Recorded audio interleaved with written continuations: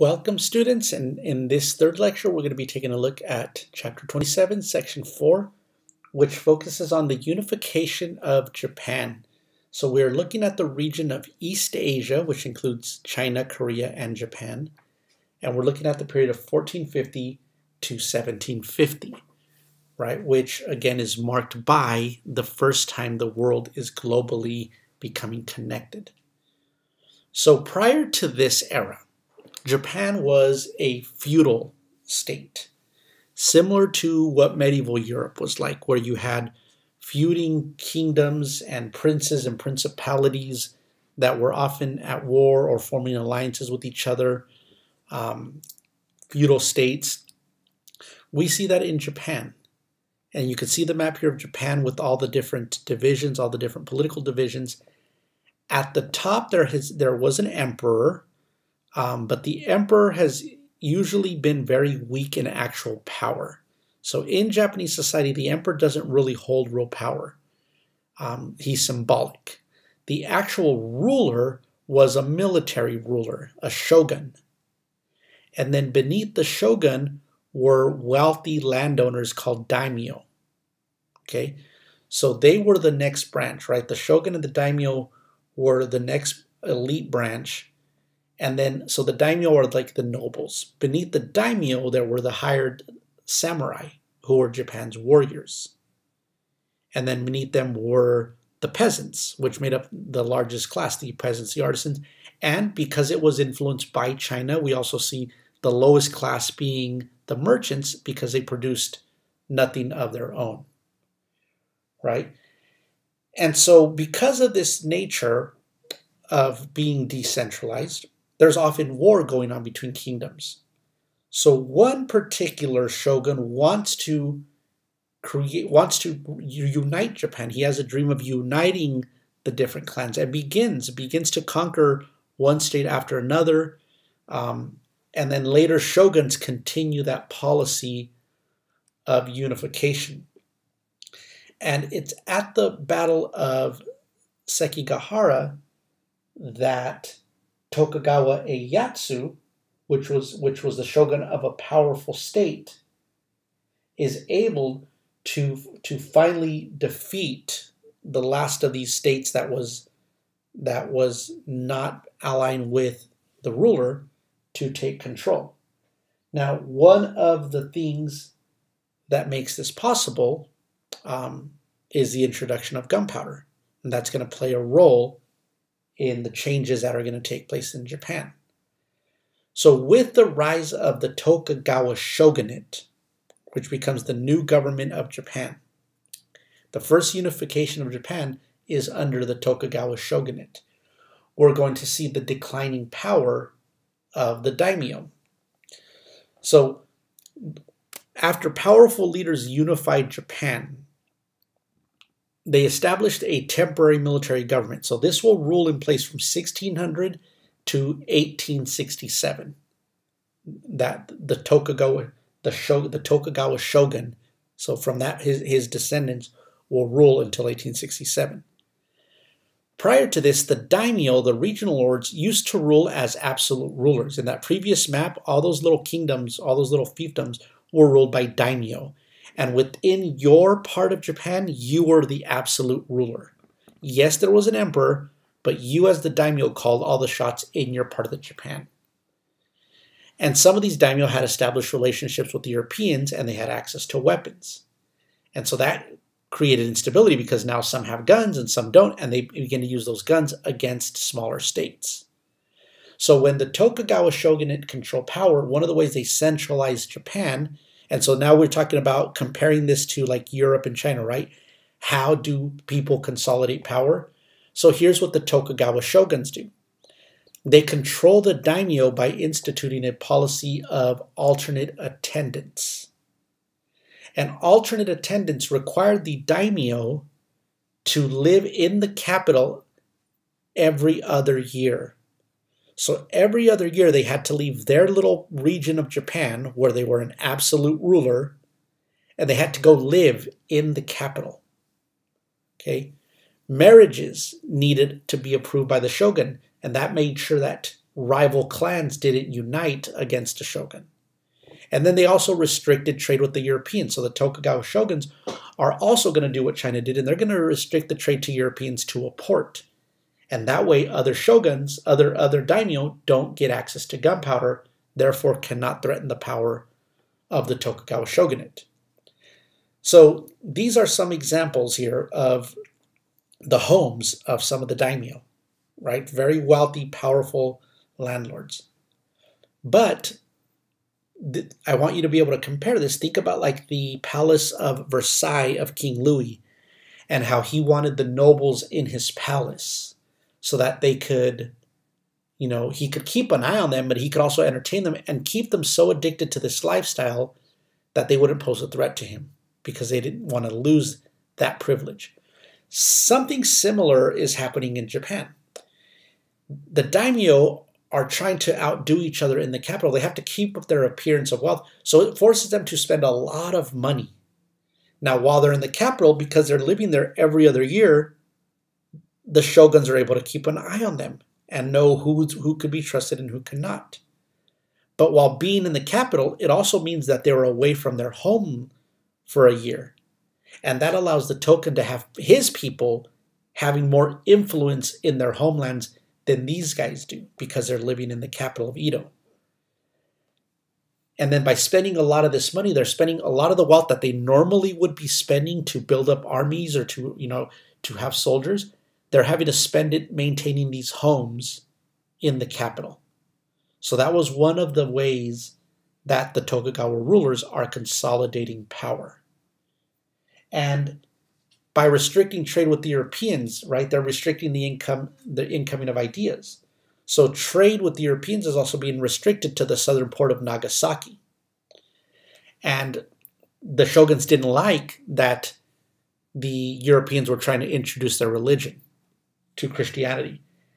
They didn't like that they were introducing gunpowder and guns to some of the daimyo. And so by controlling foreign trade and by restricting trade to Nagasaki, the Tokugawa shoguns are able to keep the European influence from taking over Japan. And that picture you see there are of Christian martyrs who were told, don't come here, or we're not going to let you, we will kill you if you come here. So they're trying to warn the Europeans, don't come here. We mean it. You're not welcome other than this port. So when they arrived, they were killed. And so that's a painting, a European painting showing them being martyred in Japan. But they did take a liking to the Dutch because the Dutch didn't try to convert them, and the Dutch were introducing, technology. So the Dutch, under the VOC, the Dutch East India Company, they were welcomed in Japan, but again, at the port of Nagasaki. And we'll talk a little bit more about Dutch learning later on. But the restricting of foreign trade was another way of trying to keep control, by trying to keep outside influences by making some daimyo more powerful. And like what we saw with China, right? The American crops also fuel the population growth in Japan. So Japan is going to undergo a demographic transition as well because of new crops that are being introduced, as well as the increase in the yields of rice. So we're going to see the increases in production of cotton, of silk, of indigo, and sake also increasing. And the population of Japan is also going to grow. Okay? From 1450 to 1750. I know the years got cut off here. But we also see almost a doubling of population. So new crop strains, new methods of water control, uses of fertilizer, all are increasing rice yields. And from 1600 to 1700, agricultural production doubles and population grows. So the Tokugawa shogunate, the Tokugawa era, saw this massive demographic growth as well. And we're also going to see the influence of Chinese culture. We're going to see social changes, right? To this social pyramid. We're going to see an end to feudalism because the daimyo are going to be brought under control. And then the samurai, which were the warriors, are also going to be brought under control. Since there are no more warlords and there is no more warring states, the samurai are left without jobs. Some of them become bandits. Some of them hire themselves off, as assassins. This is where we get the development of the Ronin and the ninja culture, were the people who couldn't afford to be samurais. They couldn't afford the equipment, but they were the people that were the assassins, trying to make some money. But a lot of other samurai were pushed into government jobs. And so what you see here is you see these men with their samurai armor, but this is more of just a picture for the posing, because they're not really exercising the powers of warriors. These are government bureaucrats who are very far removed from their warrior ways, and they are now working as administrators. They're working, helping administer, being civil servants. So, but their status is still there. Okay. Later on, this is going to be the group that's going to help Japan industrialize. So these will become the leaders, the business leaders, when that time period comes. So merchants are becoming increasingly wealthy in Japan as well. And Japanese cities are beginning to flourish during the Tokugawa era. So you're going to see merchants also growing in influence. Even though their status remains low, their wealth is going to give them more power than it did before. We're going to see increasing interactions leading to the spread of religion. So the common people are going to embrace Buddhism in Japan. And Zen Buddhism focuses on nature. And that jives very well with Shintoism, which is the native Japanese religion. And we'd seen this before. We'd seen Shintoism and Buddhism kind of doing well together. But the shoguns are going to promote Neo-Confucianism, because Neo-Confucian values emphasize filial piety, which upholds a patriarchal family, but also obedience to the rulers, right? Neo-Confucian values emphasize that people should obey their rulers like you would obey a father. And that then was able to wield more power in the hands of the emperor. Culturally, we see the same thing like in China, right? As merchants' profits increase and governments collect more taxes, we see them funding visual and performing arts, and we see the increase in popular culture as well. And so in Japan, this popular culture took place in these pleasure districts called floating worlds, right? Where people would go and engage in behavior they normally wouldn't be able to engage in elsewhere, okay? And so that was one where people of all the different classes would go there, and they would watch plays, they would go to brothels, they would drink. But we also see the development of other forms of art. We see innovations in visual art with woodblock printing. So this is a technique that diffuses to Japan during the Tokugawa period, and it allows for the production of affordable prints and books for wider consumption. So this helps spread popular culture as well, because the woodblock print technique allows you to reproduce things over and over and over, right? So you could reproduce books on various topics and genres, but even pieces of art. Think about like how many times people buy a poster that other people have, right? You reproduce a print by having a master, right? So this painting that you see here was done through woodblock. And woodblock is where you carve into a piece of wood, right? And you fill the different grooves with different colors, and then you lay the parchment on top of it. You press it from the top, and it picks up the color. And so that's how you print. And one of the most famous woodblocks is of the tsunami wave. So I don't know if anybody's ever seen this. It's in posters and T-shirts. It's on they make screensavers and laptop covers with this painting or this woodblock. But you can see the original woodblock there, and then a print of this woodblock. And Kabuki theater was another example of a cultural development. So in Japanese, drama originates around 1603, so around the time of the Tokugawa shogunate. And Kabuki becomes popular in cities like Kyoto and Edo, which are the capitals. And you have, again, a lot of social classes under one roof, one of the few places in Japanese society where they all for one night under one roof are technically equal, although just like when you go to a concert, you could imagine who has the best seats in the house.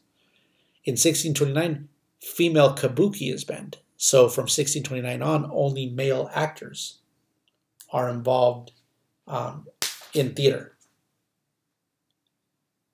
So those are the important developments in the chapter.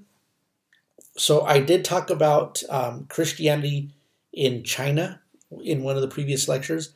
And then in this section, you also talked about Christian missionaries. And again, like I mentioned a little bit earlier, that the Japanese did not like the Christians introducing ideas that went against their own authority. And the shogun saw people would turn to Christians for weapons. And by allying with Christians, they would try to ally and form their own power base. The Tokugawa shogun didn't want that. He didn't want anyone being loyal to anyone but him, so he bans Christianity. And so there's the anti-Christian campaigns that you see a lot of shoguns carry out. And that was that painting that I had showed you earlier. But then I also talked about the Dutch learning. So do know that Dutch merchants continue to trade at Nagasaki. They become the main source of how the Japanese learn about Europe. And they take a liking to the knowledge the Dutch are bringing in. So they call it Dutch learning.